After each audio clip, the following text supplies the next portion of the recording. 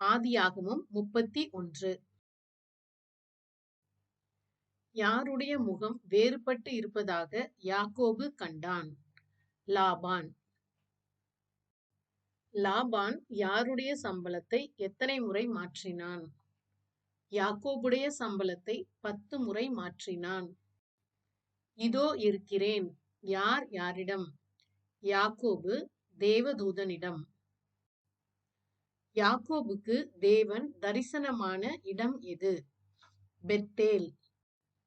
ராகேல் சொரூபங்களை எங்கே வைத்தாள்?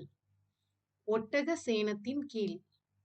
யாக்கோபு தனக்கு உண்டானவைகளை எடுத்துக்கொண்டு எங்கே ஓடிப்போனான்? கீலேயாத் மலைக்கு. லாபான் எந்த தேசத்தான்? சீரியா தேசத்தான். இந்த செய்கையை நீ மதியில்லாமல் செய்தாய். யார் யாரிடம்? லாபான் யாக்கோபினிடம். போஜனம் பண்ணின கற்குவியலுக்கு லாபான் என்ன பெயரிட்டான்? ஜகத் சகதூதா. தேவனே எனக்கும் உனக்கும் சாட்சி என்பதற்கு என்ன பெயர்? மிஸ்பா.